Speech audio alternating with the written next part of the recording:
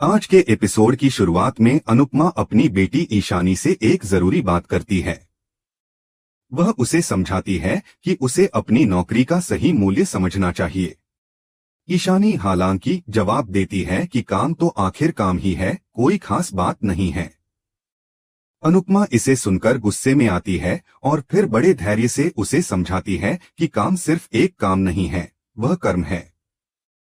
अनुपमा कहती है, जीवन में कर्म सबसे ऊपर होता है और जो काम हमें मिलता है वह बहुत किस्मत से मिलता है, इसलिए उसका सम्मान करना चाहिए। वह ईशानी से कहती है कि उसे अपनी गलतियों के लिए डायरेक्टर से माफी मांगनी चाहिए। इस पर ईशानी को गुस्सा आ जाता है और वह अनुपमा से कहती है, तुम मुझे किस आधार पर लेक्चर दे रही हो? तुम तो अब इस घर में कैटरिंग का काम कर रही हो, तुम्हारा क्या काम है मुझे सिखाने का? अनुपमा इस पर चुप नहीं रहती और गुस्से में कहती है, अगर मैंने तुम्हारा हाथ छोड़ दिया तो तुम्हारा कर्म और भाग्य भी तुम्हारा साथ छोड़ देंगे। अनुपमा फिर ईशानी को शूट पूरा करने के लिए कहती है, लेकिन ईशानी जिद करती है और पूछती है, अगर मैं शूट नहीं करूंगी तो क्या होगा? अनुपमा उसे धमकाते हुए कहती है, अगर तुम ऐसा करती हो तो डायरेक्टर तुम्हारी शिकायत पूरे एसोसिएशन में करेंगे और फिर तुमसे जुड़ी हर इंडस्ट्री में तुम्हें काम नहीं मिलेगा। चुपचाप काम करो वरना मेरी बात मत भूलो। इस धमकी से ईशानी डर जाती है और चुपचाप काम करने लगती है। इसी बीच घर में लीला अंश और किंजल से कहती है, घर में ऑफिस क्यों खोला है? तुम्हें तो बाहर ऑफिस खोलना चाहिए था। अंश जवाब देता है, हमें बाहर ऑफिस खोलने के पैसे नहीं हैं। अनुपमा ने तो ठेले से भी काम शुरू किया था। किंजल भी उसका समर्थन करती है, घर में ऑफिस होने से खर्चा भी कम होगा। तभी तोशु अपना नया पोस्टर लेकर आता है। वह पूरे परिवार को हैरान कर देता है। तोशु कहता है, अब हर जगह सिर्फ मेरा नाम होगा। लीला उसे देखती है और पूछती है, यह रॉकस्टार कौन है? तोशु जवाब देता है, जैसे साउथ के हीरो अपने नाम के आगे कुछ लगाते हैं, वैसे ही मैंने भी अपने नाम के आगे रॉकस्टार लगा लिया है। लीला हंसते हुए कहती है, तुम्हें यह सब करने की जरूरत नहीं है, लोग खुद ही तुम्हारे नाम के आगे कामचोर तोशु और निकम्मा तोशु जैसे शब्द जोड़ देंगे। किंजल भी सहमत होती है, लेकिन तोशु खुद को रोकने नहीं पाता और कहता है, अब तुम लोग सिर्फ रॉकस्टार तोशु का ही नाम सुनोगे। एक बार मेरी डील क्रैक हो गई तो मैं सोने के दांत भी लगवा लूंगा। अब मेरा ऑफिस भी घर में खुलेगा। लीला उसे मना करने की कोशिश करती है, लेकिन अंश उसे इजाजत दे देता है और फिर चेतावनी देता है, तुम्हारे कारण हमारे बिजनेस में कोई परेशानी नहीं होनी चाहिए। तोशु हाँ कहता है और अपनी बात मानता है। इस बीच लीला को अनुपमा की याद आ जाती है और वह सोचने लगती है कि अनुपमा के बारे में क्या हो सकता है। वहीं दूसरी तरफ अनुपमा को भारती का फोन आता है। भारती बताती है कि मंगेश उसके ऑफिस के बाहर खड़ा है। अनुपमा हैरान होकर पूछती है, मंगेश उसके पीछे क्यों पड़ा है? भारती बताती है कि उसने मंगेश को ब्लॉक कर दिया था, जिससे मंगेश परेशान हो गया है और अब वह ऑफिस में आकर उसे तंग कर रहा है। अनुपमा उसे समझाती है, तुम ऑफिस में ही रहो, मैं आती हूँ। इधर रजनी वरुण से भारती के बारे में पूछती है। वरुण बताता है कि वह भारती के काफी करीब आ गया है, लेकिन भारती में कोई दिलचस्पी नहीं है। रजनी कहती है, चोल पर बुलडोजर चलने तक इस शादी को निभा लेना। वरुण फिर पूछता है, क्या तुम्हें अपनी दोस्त को धोखा देने का कोई अफसोस नहीं है? रजनी जवाब देती है, मुझे सिर्फ अपनी कुर्सी से प्यार है, मुझे कोई गिल्ट नहीं है। वरुण हैरान होकर पूछता है, यह सब तुमने कहाँ से सीखा? रजनी जवाब देती है, जिंदगी ने मुझे धोखा दिया, उसी से मैंने यह सब सीख लिया है। वरुण अब भारती को इम्प्रेस करने के लिए उसके ऑफिस जाने का फैसला करता है और वहां चला जाता है। इसी बीच अनुपमा भारती के ऑफिस पहुंचती है और उसे ढूंढने लगती है। उधर भारती मंगेश से कहती है, मुझे तुमसे कोई लेना देना नहीं है, मुझे परेशान मत करो। मंगेश इस पर कहता है, डरो मत, मैं तुमसे माफी मांगने आया हूँ, मैं सुधर गया हूँ, मुझे एक और मौका दे दो। भारती इसे सुनकर जवाब देती है, अब तुम्हारे लिए मेरे दिल में कुछ नहीं बचा है, तुम्हें अब मुझसे कोई उम्मीद नहीं करनी चाहिए। मंगेश फिर कहता है, जब मैंने तुम्हें फैशन शो में देखा तो मुझे तुम्हारे प्रति पुराना प्यार फिर से जाग गया। भारती उसे ठंडे लहजे में कहती है, अब मुझे सब समझ में आ गया है। मुझे तुमसे कुछ भी नहीं कहना है। यह था आज का एपिसोड, जिसमें अनुपमा, ईशानी, तोशु और भारती के जीवन के कई महत्वपूर्ण पहलुओं को दिखाया गया। भारती ने मंगेश को यह साफ साफ कह दिया कि अब उसे उससे कोई लेना देना नहीं है। उसे यह भी समझा दिया कि वह अब किसी भी हालत में उससे नहीं जुड़ने वाली। यह सुनकर मंगेश का गुस्सा बढ़ जाता है और वह चाकू से उसे डराने लगता है। मंगेश चिल्लाते हुए कहता है, जब एक मर्द माफी मांगे तो उसे चुपचाप उसकी बात मान लेनी चाहिए। लेकिन इसी बीच अनुपमा वहां आ जाती है और मंगेश की गर्दन पर चाकू रखकर कहती है, पिछली बार तुम जिस अनुपमा से मिले थे वह असली नहीं थी।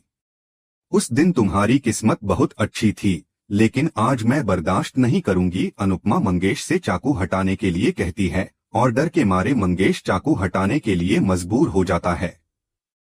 अनुपमा मंगेश को धक्का देती है और कहती है, तुम जैसे मर्दों को माफ तब करना चाहिए जब तुम्हें सच में पछतावा हो। मंगेश गुस्से में आकर धमकी देता है, मैं तुमसे बदला लूंगा। अनुपमा उसे जाने के लिए कहती है और मंगेश रुकते हुए वहां से चला जाता है। लेकिन जब वह अचानक गमला उठाकर भारती पर हमला करने की कोशिश करता है तो वरुण वहां पहुंचता है और भारती को बचा लेता है।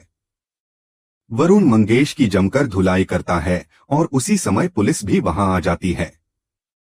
पुलिस के सामने भारती मंगेश के खिलाफ बयान देती है कि उसने उसे मारने की कोशिश की थी। पुलिस मंगेश को गिरफ्तार करके ले जाती है। इस बीच वरुण अनुपमा से पूछता है कि यह मंगेश कौन था, तो अनुपमा बताती है कि मंगेश भारती का एक्स हस्बैंड है जो अब उसे परेशान कर रहा था। वरुण इस पर कहता है, किसी भी पत्नी पर हाथ उठाने का हक किसी को भी नहीं है। वह भारती से कहता है, तुम चिंता मत करो, मैं कमिश्नर से बात करके उसे कड़ी सजा दिलवाऊंगा। इसके बाद अनुपमा और रजनी मिलती हैं, जहां अनुपमा भारती के लिए चिंता जताती है।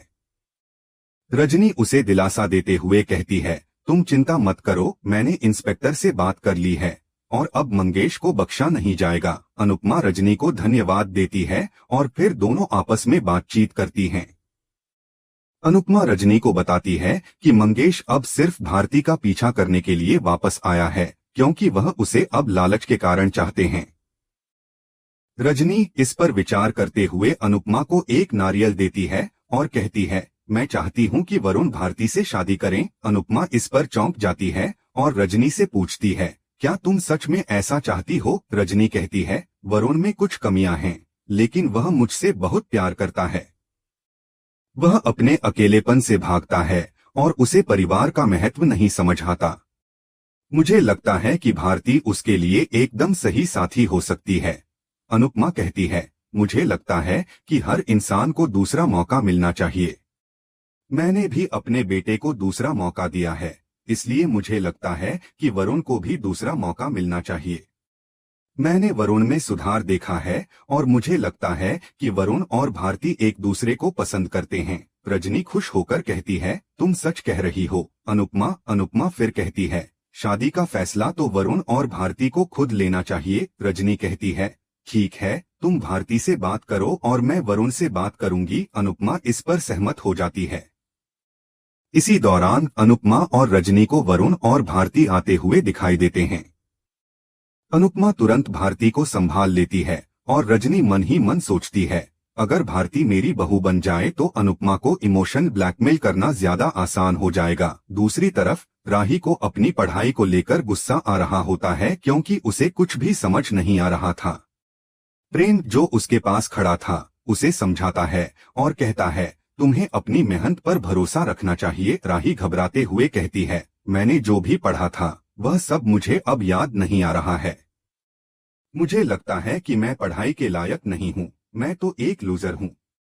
तुमने मुझ जैसी लूजर से क्यों प्यार किया? प्रेम उसे गले लगाकर कहता है, तुम मेरी राही हो और तुम हमेशा जीतोगी। प्रेम फिर कहता है, सबको कभी न कभी नर्वसनेस होती है, लेकिन तुम्हें अपनी मेहनत पर विश्वास रखना चाहिए। राही कहती है, अगर मैं फेल हो गई तो सब मुझ पर हंसेंगे। प्रेम उसे दिलासा देता है, चिंता मत करो, तुमने बहुत कोशिश की है और यह कोशिश ही सबसे महत्वपूर्ण है। राही को समझाकर प्रेम उसे फिर से आत्मविश्वास देता है और दोनों साथ में पढ़ाई में आगे बढ़ने का निर्णय लेते हैं। एपिसोड खत्म होने से पहले अनुपमा और परी ईशानी का इंतजार करती हैं। अनुपमा परी से कहती है, ईशानी ने आज सेठ के साथ बहुत गड़बड़ कर दी थी। परी कहती है, शायद वह नाराज होकर कहीं बैठी होगी या अपनी उस दोस्त के साथ पार्टी कर रही होगी। अनुपमा परी को कहती है कि उसे फोन करती रहे। परी फोन करने के लिए चली जाती है। अनुपमा भगवान से प्रार्थना करती है, यह साल बहुत उथल पुथल वाला रहा है, कम से कम यह साल शांति से खत्म हो जाए। एपिसोड यहीं खत्म हो जाता है।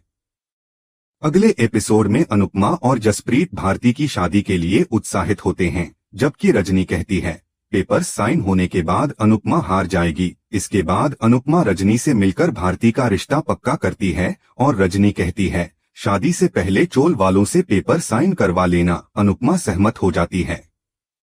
आज के एपिसोड को लेकर आपकी क्या राय है? हमें कमेंट करके जरूर बताएं। साथ ही अगर आप ऐसे ही डेली अपडेट्स चाहते हैं तो वीडियो को लाइक करें और हमारे चैनल SG सीरियल अपडेट को सब्सक्राइब जरूर करें।